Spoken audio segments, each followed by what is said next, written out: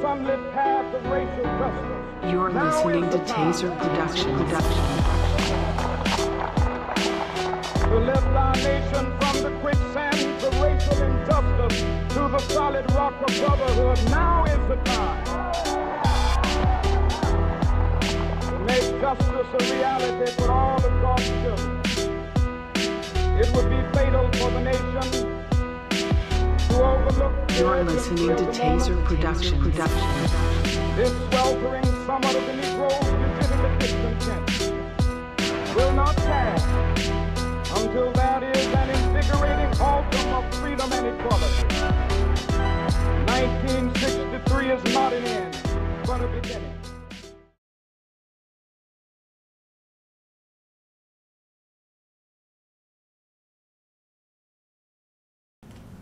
We're all trying to do something, but we're all doing it separately. I wanted to provide a forum where we could all work together to come up with different solutions, to be able to find different ways that we can all unite and work together in order to solve this issue, to where we can eliminate the zero tolerance type policies in our schools that we have in Jefferson County currently, to where we could be able to apply different processes that will enable these students to learn something from their actions, to where they can benefit in their future, be able to go to college. Whether they don't want to go to college, they can go to trade school, do something different than what they see in their everyday. Because I can't go into a child's life and dramatically change their home environment, but one environment that we can control, one environment that we can change is the schools. That is all.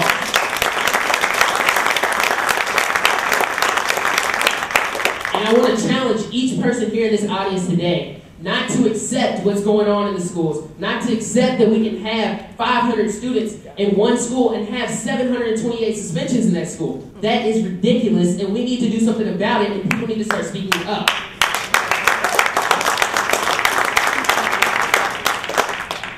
I mean, one of the takeaways for me, though, really is that our young people care.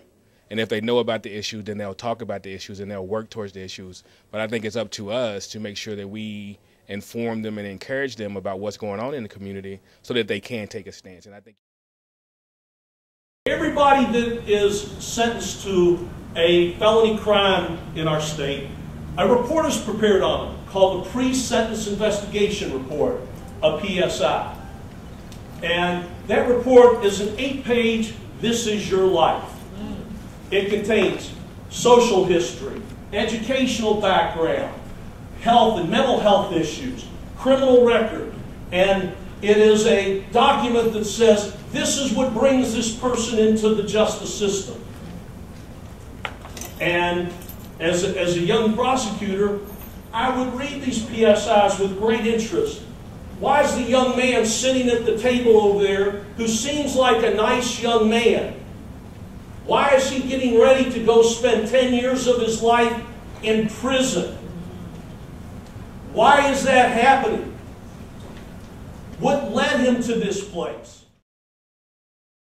This forum was very informative. I gained a lot of information and it answered a lot of questions as to the dilemma that our students in elementary are going through regarding the pipeline to prison. Even in elementary school, we see students who have difficulty engaging in the educational process due to discipline issues, due to issues at home.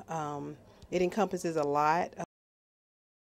Blood can kill, and the power of fire can burn, and the power of wind can chill, and the power of mind can learn. The power of anger can raise and set until it tears you apart. But the power of its not especially yours can heal frozen hearts.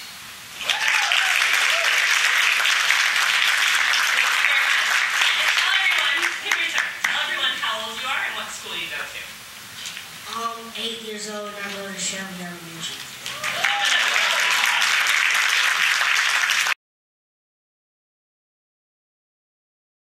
I think one of the problems when you look at the racial disparities, there's a lot of subjectivity that goes into some of the suspensions. So when you have a code of conduct and you have disruptive behavior, and you're allowed in the code of conduct, a principal or assistant principal is allowed in the code of conduct to suspend a student for disruptive behavior. Disruptive behavior in one school could be slamming your hand down on the table. And disruptive behavior in another school could be throwing a chair across the room at somebody else.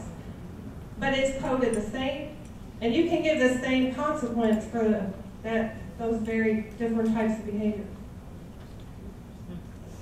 The revolving door, the disciplinary alternative schools, what I found in my study, the bottom half, you see, these are the individual number of kids.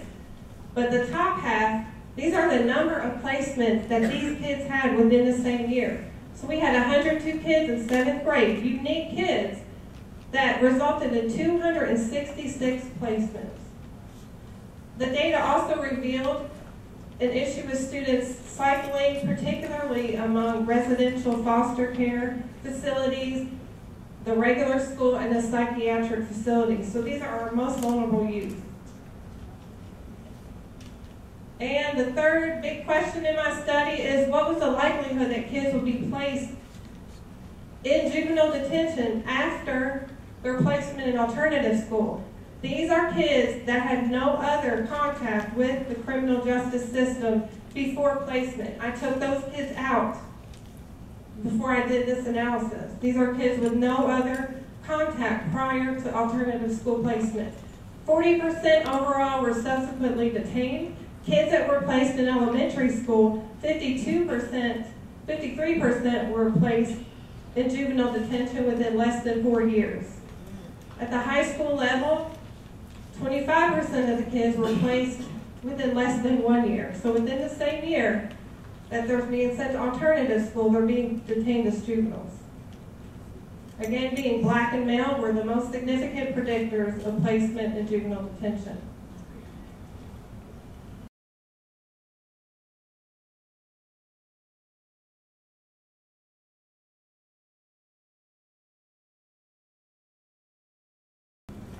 The future, I think, is positive.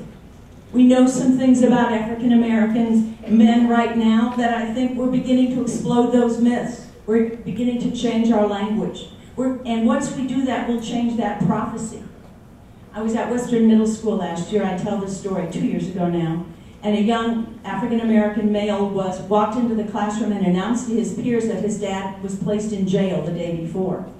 And the entire class of boys, it was all boys, stood up and gave him high fives. And I turned to the young teacher who was there. We were both nonplussed by this, saying, what's going on here? Why is this a celebration? This is no celebration. So we've got some changes to make with our children as well. That going to prison is not a sign of masculinity. It was a real eye-opener for me. And we actually, the young teacher and I sat that evening and planned a lesson for the next day about the realities of long-term imprisonment, without trying to say your dad, your family. It's a very difficult conversation, but it's one, if we're going to prophesize a different future for black children, we're going to have that conversation. It is not romantic to go to prison. We have to have racially and culturally sensitive practices. Some research says that if African American families have just picture books in their homes that have faces of African Americans, that we can predict better school success. Just being able to see your own face in a book makes a difference. There are small things that we can do right now, every day, that help our children move forward. And we have to have new prophecies for black boys. We've got to have new prophecies that says you will go to college, you will be Anthony Perry. You will complete high school. You will get a scholarship. You have in your genes, in your family, in your community, all you need to be everything you can be. For us, step one is to change our language, to explode our myths, to stop our hand-wringing, to celebrate that where we've been, and then to go to where we should be going. Thank you.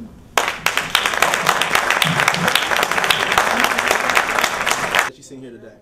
Well, actually, I thought that the statistics that were given, some were surprising, some were, encouraging, and then others were a bit disappointing. I thought that the one that was encouraging was the fact that there are more African American males in college than in prison. I had always heard the opposite, and I thought that was kind of uplifting, encouraging, to say the least. And but I was looking for one other answer, and I was hoping that someone would address it. It seems that we're at war, and when you're at war, you need to know who your opponents are. And I wanted to hear a little bit more about what are the forces, the institutional forces that are in play, that are who created the pipeline. That's very heavy. The school-to-prison pipeline. My question is, who is to blame?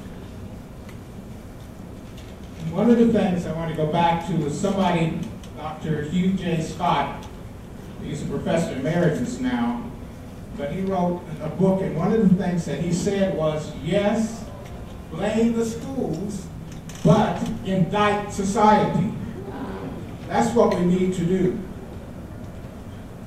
Schools do have a dog in this hunt. And they do need to be blamed when they're doing the wrong thing. They need to be held accountable. But I tell you one thing, it is a societal issue. It's bigger than the schools. One of the things, and some of our students are here, and we learn about institutional racism, and we learn about social dominance and these other issues, and they are real. A lot of people think because we have a black president that all that is gone. I just have to say one thing. Anthony, I didn't see you. Congratulations.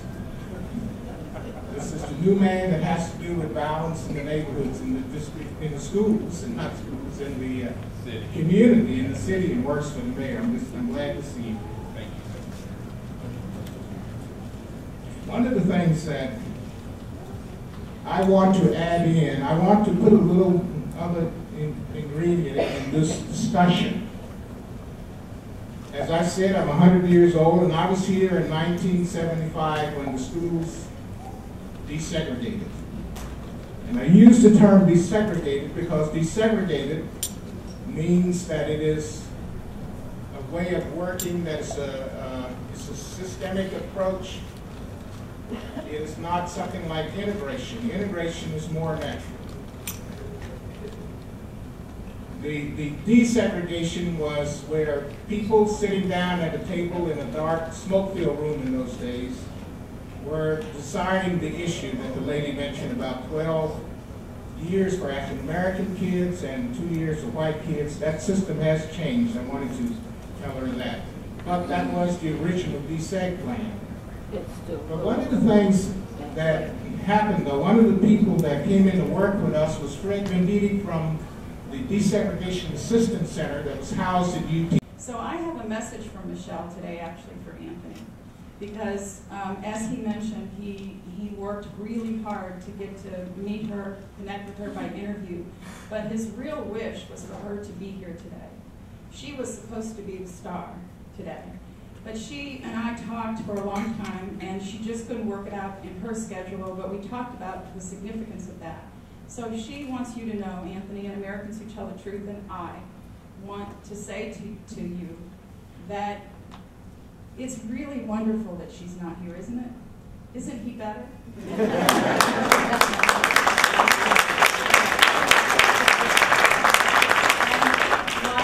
And like his younger brothers and sisters before him in other movements, it has been young people who have had to wake up the adults.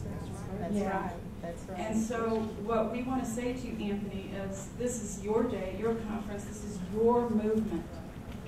Take the hands of your brothers and your sisters and show us where to go. Because we're here for you, right?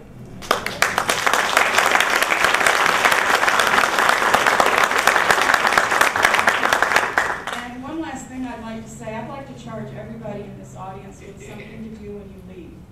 Something that's really important to me in terms of this message that Anthony's trying to get out is we hear the term the new Jim Crow, but I want to make sure that our children are educated about the old Jim Crow first. That's right. Because to recognize what's happening to you, you have to know what happened before that. All right. Okay, so Anthony's got us going. Let's get out there and get to work. And let's look at Michelle Alexander and thank her for leading the charge and thank her for not being here.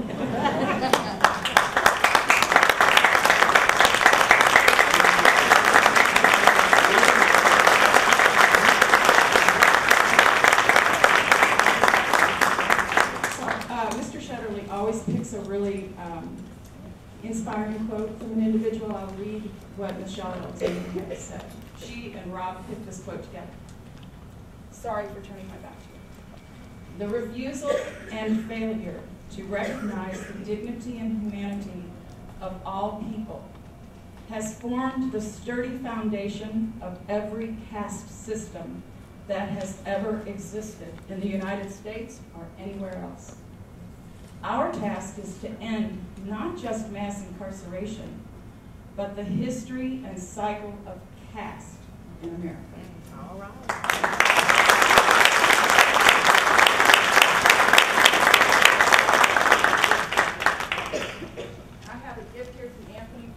Shetterly and Michelle. They both signed it.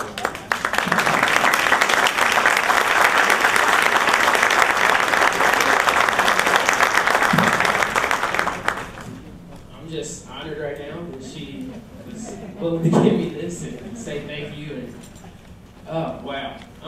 What we're gonna do now is open it up for a few questions. What we're gonna have is about 4 or 5 questions, so people can just do hands, and we'll go from there.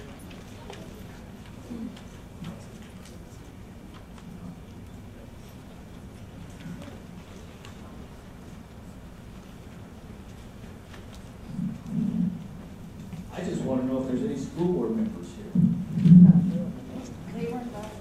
They stand up if they are. Well, obviously you need to get the word out. Well, I sent a message to all the school board members, and some of them responded to me saying that they actually would come, but yeah. Okay, thanks.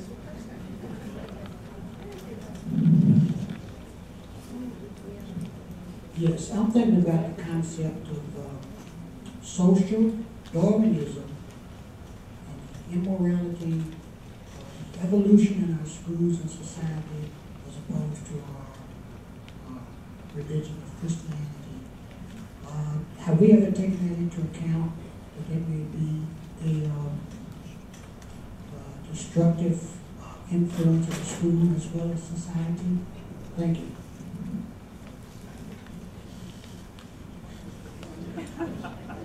I didn't understand the question.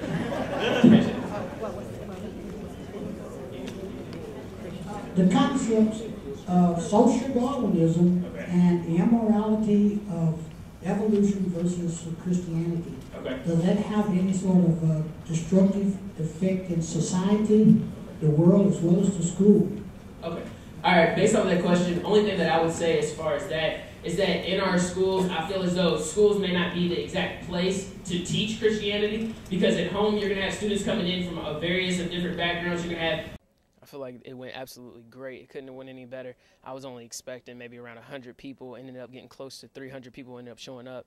That was just amazing, and the support from the community and the passion that was clear there was just crazy to me. Yeah, I actually want to take it further, so I know when I go off to college, I want to keep doing this and actually do a larger one and inspire more people. I just want to say thank you to everybody, the Muhammad Ali Center, and all the groups that worked with me to make this actually happen.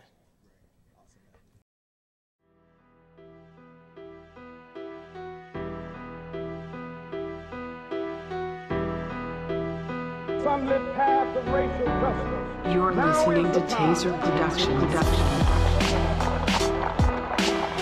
To lift our nation from the quicksand of racial injustice to the solid rock of brotherhood. Now is the time to make justice a reality for all of God's children. It would be fatal for the nation to overlook. You're listening to Taser Production. This sweltering summit of the Negro's legitimate discontent will not pass until that is an invigorating autumn of freedom and equality. 1963 is not an end, but a beginning.